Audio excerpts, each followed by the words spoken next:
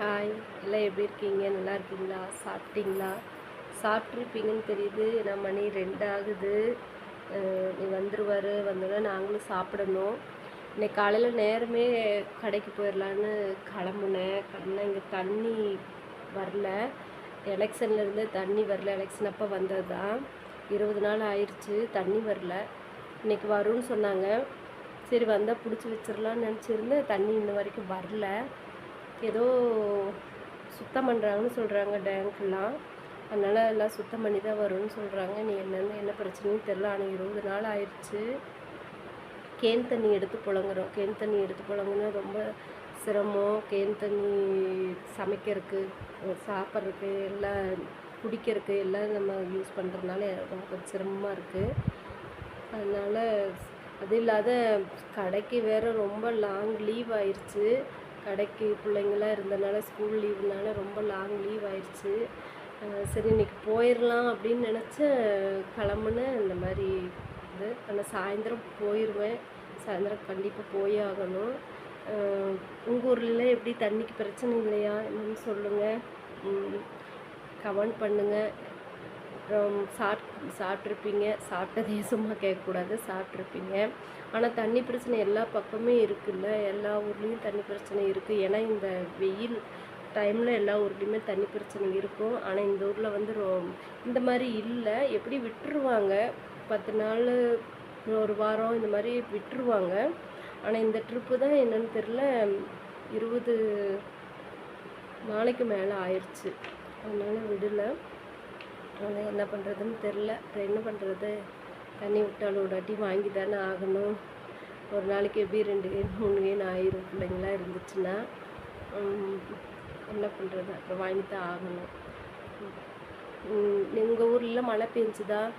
மழையாவது பெஞ்சிருக்கா? எங்கள் ஊரில் இங்கே மழை கம்மி, அதிகமாக இல்லை. மழை ரொம்ப கம்மியாக தான் பெஞ்சிருக்கு. உங்கள் ஊரில் மழை ஓரளவுக்கு பெஞ்சிருக்கான்னு சொல்லுங்கள்.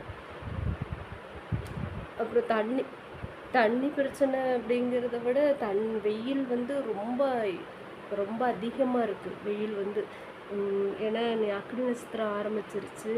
அப்புறம் அதனாலேயே அப்புறம் இந்த வெயில் ரொம்ப அதிகமாக இருக்குது. அதனால எங்கேயுமே தண்ணி ஆற்றுல எல்லா பக்கமே ரொம்ப கம்மி.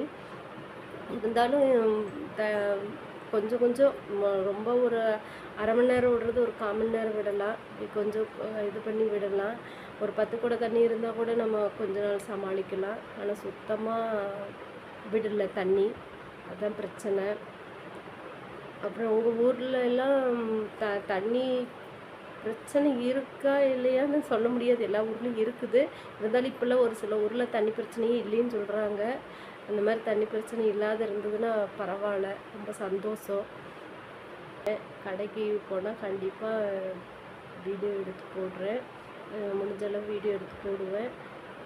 இனி வந்து இங்கே கணக்கம்பட்டி கோயிலுக்கு போனது நான் வீடியோ போட்டிருந்தேன். பார்த்துருந்தீங்கன்னா, பார்க்காதவங்க போய் பாருங்கள். பார்த்தவங்களுக்கு ரொம்ப நன்றி. கணக்கம்பட்டி கோயிலுக்கு போய் எல்லாம் ஃபுல்லாக எல்லாம் வீடியோ எடுத்து போட்டோம். பௌர்ணமிக்கு போயிருந்தோம். நல்லா இருந்துச்சு. கோயில் ரொம்ப அமைதியாக நல்லா இருந்துச்சு. மனசு திருப்தியாக இருந்துச்சு. எங்கள் ஊர் கும்பாபிஷேகம் இதுவும் போட்டிருந்த வீடியோ, கும்பாபிஷேக வீடியோவும் போஸ்ட் பண்ணியிருந்தேன். அது ஆனால் வந்து கூட்டம் அது இல்லாத வெயில் ஆரம்பிச்சிருச்சு. என்னால் ரொம்ப இது பண்ணி எடுக்க முடியல. என்னால் எடுத்த அளவு போட்டிருக்கிறேன், பாருங்கள். அப்புறம் எங்கள் ஊரில் வந்து விஜயண்ணா இதானோடனே, வெற்றி ஆனோடனே நாங்கள்லாம் கேக் வெட்டி எல்லாம் பட்டாசு விட்டு எல்லாம் கொண்டாடினோம். அதெல்லாம் வீடியோ எடுத்து போட்டிருக்கேன். அதை பாருங்கள்.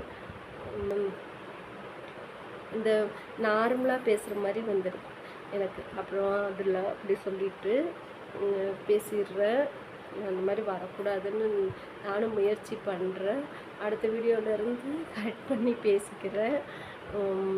எதாவது சொல்லணும் அப்படிங்கிறது இருந்துச்சுன்னா கண்டிப்பாக ஃபோனில் உங்கள்கிட்ட சொல்லுவேன். உங்கள்கிட்ட கலந்துக்குவேன். அவ்வளோதான். பாய்.